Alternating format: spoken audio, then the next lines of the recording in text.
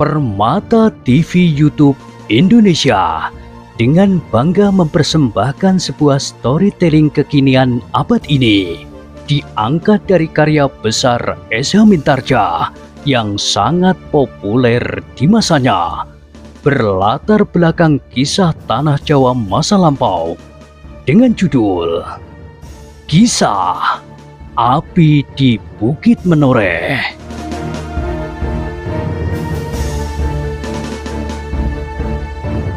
Pada kesempatan yang sangat baik ini, kita masuk pada episode yang ke-652. Selamat menikmati.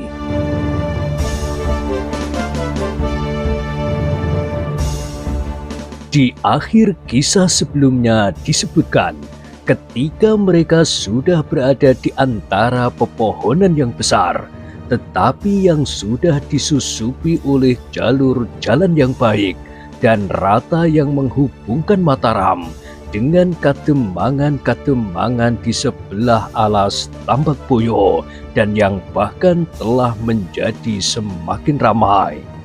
Beberapa orang yang bertemu dengan iring-iringan itu nampak menjadi cemas, tetapi karena orang-orang yang berada di dalam kelompok-kelompok yang sedang beriring-iringan itu sama sekali tidak menunjukkan kesan yang mencurigakan, maka mereka pun menjadi bertanya-tanya tentang iring-iringan itu.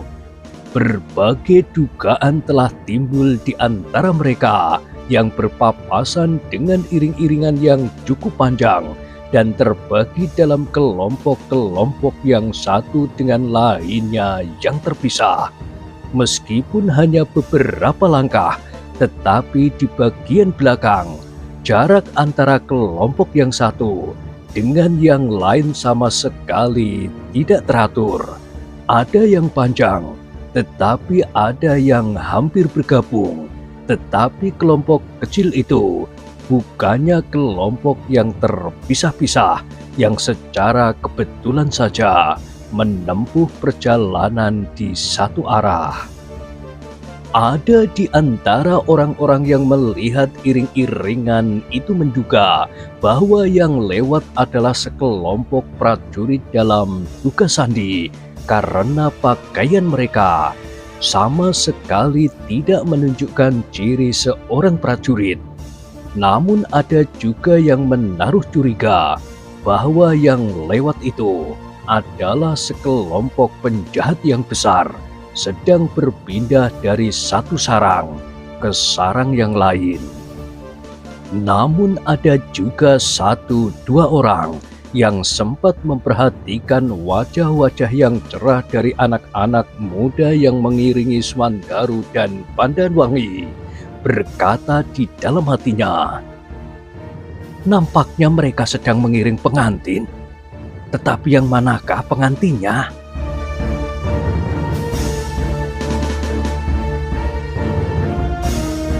Demikianlah iring-iringan itu berjalan terus meskipun tidak terlalu cepat, karena Agung Sedayu yang di paling depan memang tidak ingin memacu kudanya, apalagi ia sadar bahwa perjalanan itu bukan perjalanan yang tergesa-gesa. Karena itulah, maka perjalanan itu nampaknya tidak dikekang oleh ikatan yang terlalu rapat dari kelompok yang satu dengan kelompok yang lainnya.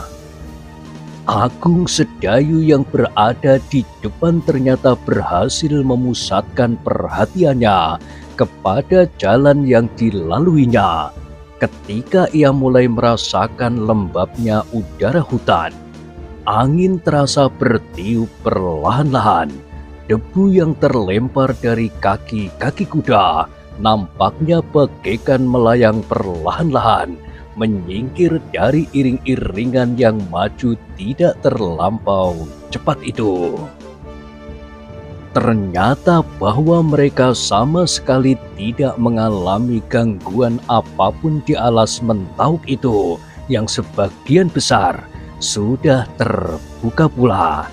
Namun demikian mereka juga tidak boleh menjadi lengah karena di hadapan mereka masih terdapat alas Tambak Boyo. Jika terjadi kerusuhan di hutan itu, maka para penjahat akan dengan mudah melenyapkan dirinya di antara pepohonan hutan yang lebat. Mereka seolah-olah sudah terbiasa dengan jalan-jalan sempit dan tempat-tempat persembunyian yang lain jika mereka merasa terdesak, atau jika mereka sudah menguasai sebagian besar dari milik orang-orang yang telah mereka rampok itu.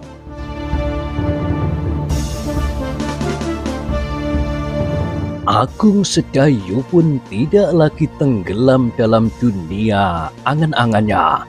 Ia memandang pohon-pohon besar di sebelah menyebelah jalan dengan sadar. Tetapi sebagai seorang perantau, rasa-rasanya ia mempunyai firasat terhadap jalan yang akan dilaluinya. Karena itu, ketika ia melihat kera-kera yang berloncatan di dahan-dahan, burung-burung yang bersiul, serta binatang-binatang kecil yang kadang-kadang berlari silang menyilang menyeberangi jalan, maka Agung Sedayu mempunyai perhitungan yang meskipun belum meyakinkan, tetapi mempunyai kemungkinan terbesar bahwa jalan yang dilaluinya di tengah-tengah alas Tambak Boyo itu pun tidak akan terganggu sama sekali. Meskipun demikian, perjalanan itu rasa-rasanya menjadi tegang juga. Hampir setiap orang tidak lagi sempat berbicara, apalagi mereka yang memang belum pernah melihat alas Tambak Boyo yang meskipun tidak terlalu besar dan luas, tetapi cukup padat dan lebat. Namun demikian, mereka pun melihat bahwa jalan itu tidak terlalu sepi. Sekali-sekali mereka berpapasan dengan sekelompok kecil para pedagang yang membawa barang-barangnya dengan beberapa ekor kuda. Tetapi mereka pun berjumpa pula dengan 2 atau 3 orang saja yang bepergian melintasi hutan itu.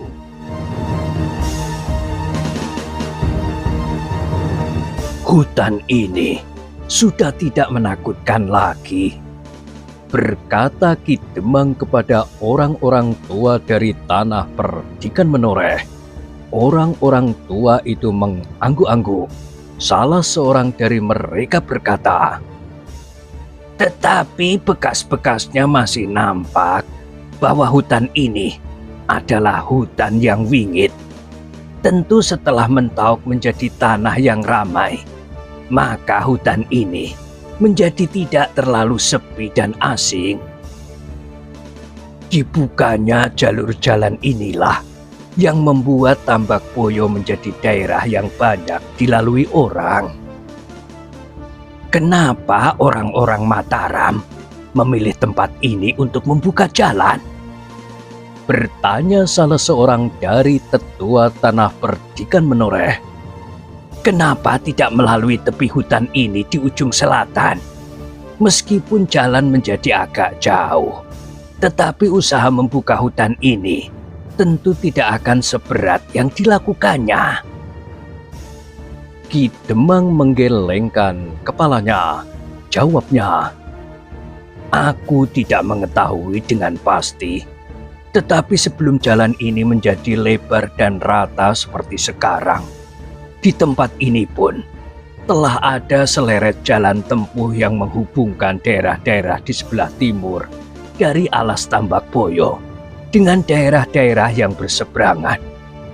Daerah Wiridan, lebih jauh lagi ke telatah Kademangan Mangir, dan juga ke tanah Perdikan Menoreh. Bahkan kadang-kadang orang di daerah yang lebih jauh lagi juga melalui jalan ini meskipun pada saat itu jalan ini sangat berbahaya." Orang-orang dari tanah Perdikan Menoreh itu mengangguk-angguk. Mereka pun pernah mendengar bahwa di alas Mentauk dan alas Tambak Boyo pada saat-saat Mataram belum berdiri merupakan daerah gelap yang ditakuti orang. Tetapi kali ini pun mereka tidak boleh lengah. Prastowo yang berada di antara para pengiring dari Menoreh justru menjadi sangat berhati-hati. Hutan itu nampaknya masih terlalu berbahaya, meskipun ia pernah mendengar pula bahwa jalan sudah menjadi aman. Namun setiap saat, apalagi dalam keadaan seperti itu, maka penjahat-penjahat dapat saja memilih tempat yang justru tidak lagi dianggap gawat. Namun perjalanan mereka sama sekali tidak terganggu. Beberapa saat lagi mereka akan sampai di ujung jalan yang membelah alas Mentauk dan alas Tambak Boyo itu. Sudah barang tentu semakin dekat mereka dengan daerah terbuka, maka perjalanan mereka akan menjadi semakin aman. Di seberang alas Tambak Boyo terbentang daerah yang subur dan tenang, seperti daerah-daerah lain yang jauh dari hutan.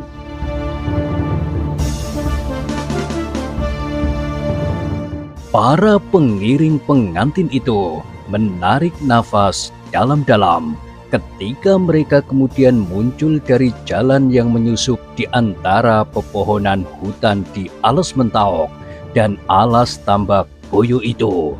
Rasa-rasanya bagaikan terlepas dari kekepatan yang menghimpit dada mereka karena ketegangan. Sambil menengadahkan wajah mereka, maka mereka pun tersenyum melihat bentangan langit yang luas karena tatapan mata mereka tidak terhalang lagi oleh dedaunan dan rimbunya hutan. Agung Sedayu pun menarik nafas dalam-dalam pula. Dengan wajah yang tenang, ditatapnya daerah yang terbuka dan terbentang di hadapannya. Ia merasa seperti yang dirasakan oleh kebanyakan orang di dalam iring-iringan itu. Karena itulah, maka keterbukaan langit yang luas itu bagaikan keterbukaan hatinya yang tegang selama perjalanan di dalam hutan itu. "Tugas kita sudah selesai," desis salah seorang pengawal dari Sangkal Putung. Agung Sedayu mengangguk kecil, tetapi ia kemudian menyahut, "Belum seluruhnya. Masih ada jarak yang harus kita lampaui sekarang ini. Tetapi daerah-daerah yang paling berbahaya sudah lampau. Dan kita sekarang adalah sekelompok orang yang sedang pulang tamasya." Agung Sedayu mengangguk-angguk ketika ia berpaling. Dilihatnya di sebuah warung beberapa orang sedang berhenti. Agaknya mereka sedang menunggu beberapa orang kawan lagi untuk menyeberang meskipun sebenarnya jalan telah aman.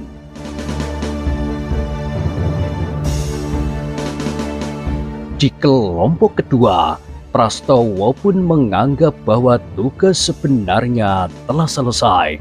Tidak ada lagi persoalan di sisa perjalanan mereka, karena mereka akan melalui jalan-jalan yang tidak pernah disentuh oleh kerusuhan. "Dari mana kau mengetahuinya, Prastowo?" bertanya kawannya. "Sekar Mirah mengatakannya kepadaku, dan aku percaya kepadanya, karena jalan ini adalah jalan yang seolah-olah setiap saat dilaluinya." Kawan-kawannya mengangguk-angguk, dan mereka pun percaya pula seperti yang dikatakan oleh Prastowo.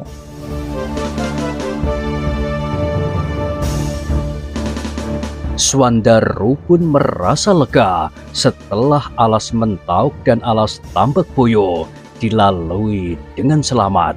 Bahkan kemudian ia berbisik kepada Pandanwangi yang berkuda di sampingnya. Kecemasan orang-orang tua ternyata sama sekali tidak beralasan. Sebenarnya aku menolak dikawal sekian banyak orang, tetapi ayah memaksa.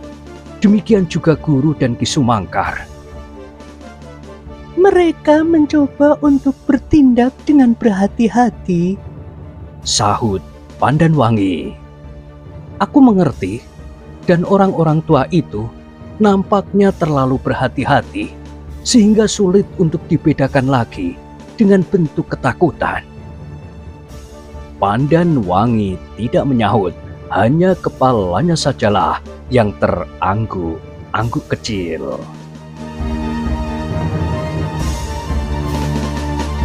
Demikianlah, maka iring-iringan itu pun maju terus. Kelompok-kelompok kecil itu sudah tidak lagi membatasi diri dalam jarak-jarak tertentu. Bahkan beberapa kelompok telah berbaur dan bertukar orang, hanya agar tidak mengganggu orang-orang yang berpapasan sajalah. Maka di bagian belakang dari iring-iringan itu masih membatasi diri untuk tidak berkuda berbareng memenuhi jalan. Namun dalam pada itu, dua orang berkuda yang mengikuti iring-iringan itu dari kejauhan tersenyum di dalam hati. Dengan tegang mereka mengikuti perkembangan sikap orang-orang Sangkal Putung dan tanah perdikan menoreh itu. Gandu Demung memang pandai memilih tempat, desis salah seorang dari keduanya. Nampaknya orang-orang Sangkal Putung dan orang-orang menoreh itu tidak menyangka sama sekali bahwa sekelompok penyamun yang kuat akan menghancurkan mereka di tempat yang tidak mereka sangka sama sekali. Kawannya mengangguk-angguk. Katanya, "Aku jadi kasihan kepada sepasang pengantin muda itu.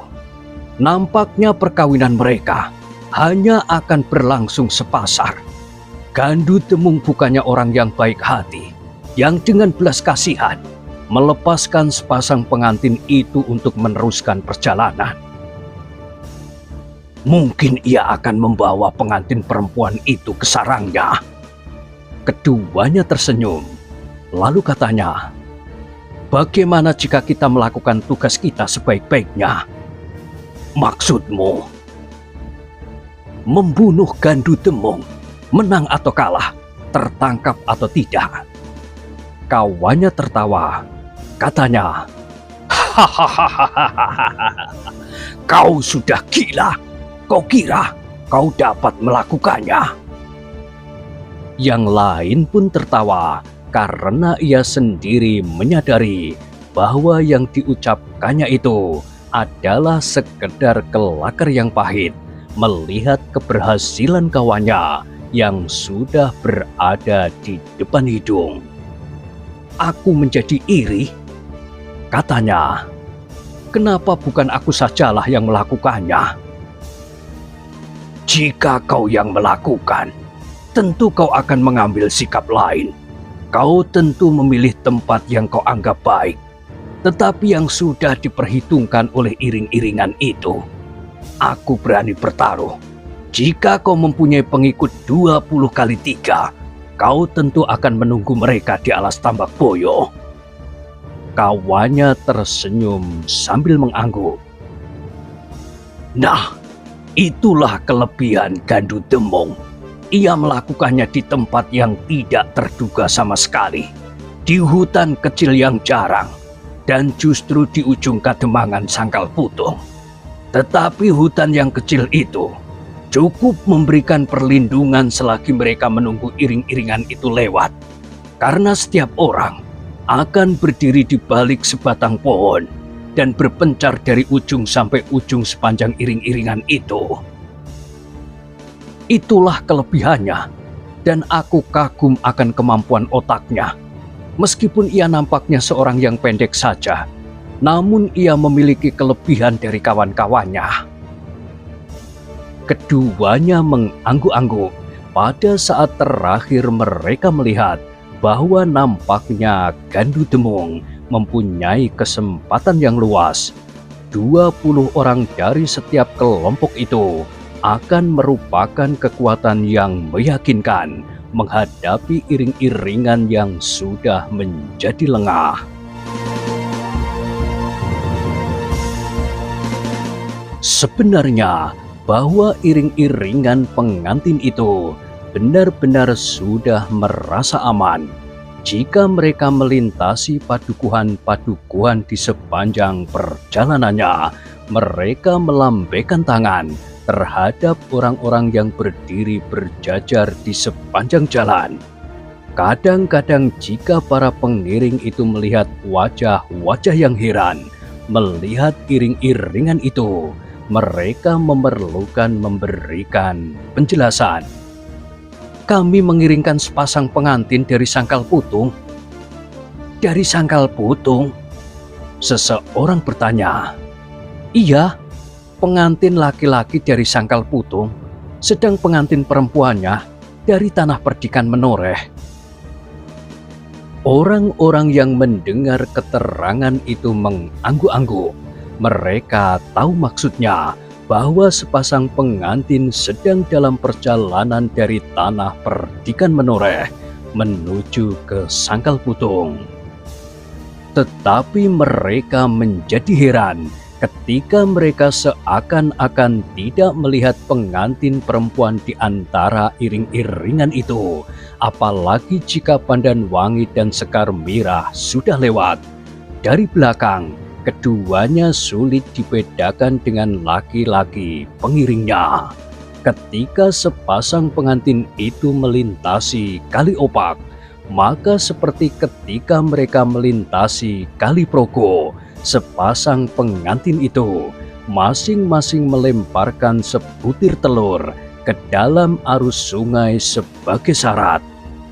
Tetapi ternyata bahwa Kali Opak tidak seluas dan sedalam Kali Progo, meskipun terhitung sungai yang besar di daerah sebelah timur alas Tambak Boyo.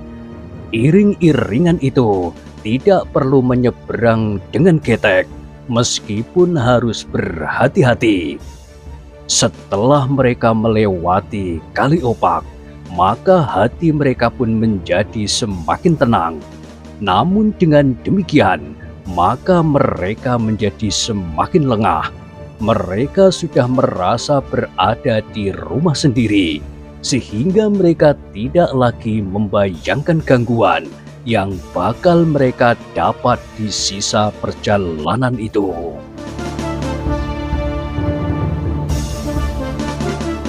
Dengan demikian, maka iring-iringan itu pun menjadi semakin tidak terikat lagi oleh kelompok-kelompok yang disusun pada saat mereka berangkat.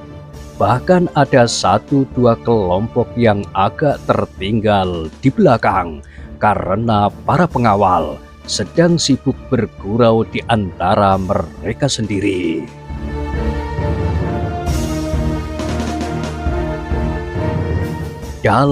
Pada itu, di ujung sebuah hutan yang sudah semakin tipis dan jarang di ujung kademangan Sangkal Putung, Gandu Demung menunggu dengan tegang. Menurut perhitungan dan pendengaran mereka dari orang-orang Sangkal Putung, di saat-saat 1-2 orang dengan sandi pergi ke pasar, sepasang pengantin dari Tanah Perdikan Menoreh itu akan datang pada hari itu. Mereka berangkat dari Mataram pagi ini, desis Gandu Demung. Mereka tentu merayap seperti siput. Kita harus telaten menunggu. Jika tidak, maka kita akan gagal. Setiap orang harus tetap berada di tempat masing-masing. Mereka harus mencari perlindungan sebaik-baiknya di dalam hutan yang sama sekali tidak lebat ini. Orang-orang yang menunggu itu hampir jemu. Mereka harus berdiri atau duduk di balik sebatang kayu. Bahkan ada di antara mereka yang tertidur sambil bersandar. Tetapi di ujung hutan itu, dua orang yang bertugas mengawasi bulak panjang di hadapan mereka itu tidak boleh lengah sama sekali. Jika mereka melihat iring-iringan yang muncul di bulak panjang itu, mereka harus memberikan isyarat yang cepat menjalar, tetapi tidak menimbulkan bunyi yang cukup keras yang dapat didengar oleh iring-iringan yang bakal datang itu. Salah seorang dari kedua pengawas itu memegang dua batang kayu di tangan. Jika mereka melihat debu mengepul, maka ia harus membenturkan kedua potong kayu itu berulang kali. Orang yang berdiri di paling dekat akan mendengarnya, dan mereka harus melakukan hal yang sama.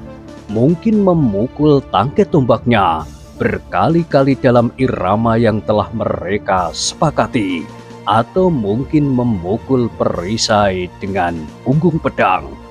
Bunyi itu akan menjalar dan tidak terlalu keras dari ujung hutan sampai ke ujung lainnya, karena orang-orang yang berjumlah 60 itu pun memencar dari ujung sampai ke ujung hutan kecil di pinggir jalan itu. Hutan yang biasanya dipergunakan oleh anak-anak muda untuk berlatih keterampilan berburu, karena di hutan kecil itu masih ada beberapa jenis binatang kecil, bahkan dalam jumlah yang tidak banyak. Kadang-kadang dapat dijumpai harimau-harimau dari jenis yang kecil. Ketika matahari memanjat semakin tinggi, kejemuan telah mencekam setiap orang yang berada di hutan itu. Rasa-rasanya mereka sudah menunggu terlalu lama. Setelah mereka bermalam di hutan itu, mereka harus duduk diam bagaikan membeku. "Aku lebih senang di rumah bermain-main dengan anakku," sahut yang lain. "Di sini dibiarkan aku membeku, namun tiba-tiba saja leherku telah disentuh pedang jika aku lengah. Sejak kapan kau menjadi seorang pengecut?" "Bukan pengecut, tetapi aku benar-benar jemu. Apalagi aku kurang yakin akan keterangan yang didengar oleh Gandu Demung bahwa hari ini pengantin itu akan lewat." Kejemuan telah mencekam lebih dalam lagi ketika matahari telah mendekati puncak langit dan perlahan-lahan bergeser ke barat. "Apakah mereka berangkat tengah hari?" geram seorang yang bertubuh kasar dan berwajah keras. "Mungkin, tetapi mungkin juga pengantin itu berhenti dan tidur di pinggir jalan karena mereka tidak sempat tidur semalam." Kawannya tersenyum pahit, tetapi ia tidak menjawab. Ternyata bahwa kejemuan benar-benar telah merayapi hati. Bahkan orang-orang yang bertebaran di hutan itu mulai ragu-ragu apakah yang akan mereka dapatkan dari iring-iringan itu memadai. Mereka menyadari bahwa jumlah mereka adalah terlalu besar, 60 orang. "Yang kita dapatkan tidak akan rata dibagi di antara kita yang melakukan tugas ini," desis seseorang. Namun agaknya kawannya masih sempat membuat perhitungan. "Tentu berlebihan. Kau tahu bahwa harga sebuah pendok emas akan sama dengan penghasilan seorang petani yang bekerja keras 2 atau 3 bulan. Belum tentu ada yang membawa pendok emas. Aku yakin semuanya akan membawa pendok emas, terlebih-lebih lagi perhiasan intan berlian, kalung, gelang, timang dan lain-lainnya yang harganya lebih banyak dari pendok-pendok emas itu." Kawannya terdiam, tetapi wajahnya benar-benar menunjukkan kejemuan.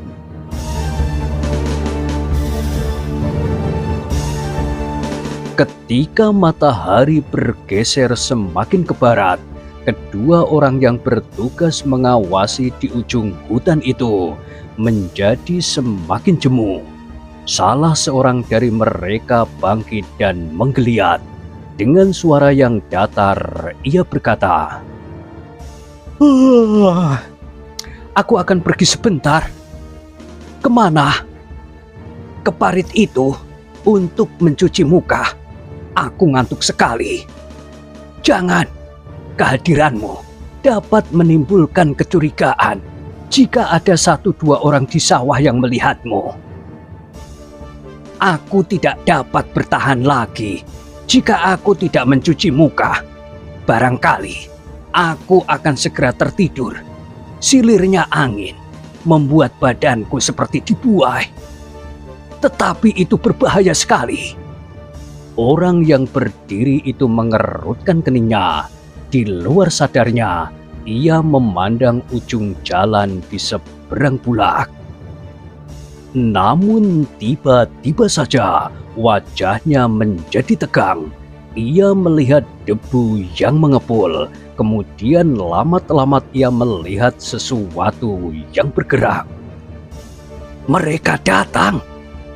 Tiba-tiba saja suaranya tersentak. "Hei!" Kawannya meloncat berdiri. Katanya kemudian, "Iya, mereka telah datang. Itu adalah suatu iring-iringan yang panjang. Mereka akan segera melintasi bulak panjang ini. Berilah tanda."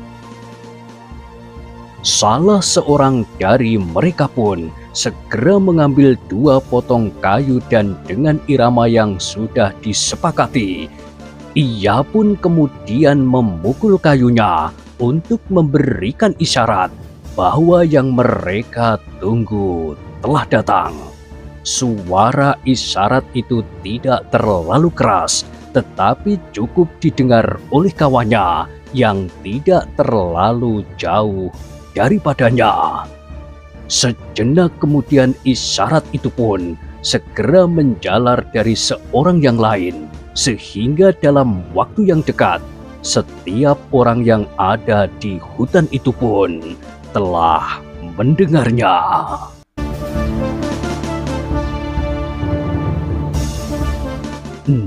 Nah, bagaimanakah kisah selanjutnya? Silahkan ikuti terus kisah Api di Bukit Menoreh pada kesempatan berikutnya. Sampai jumpa.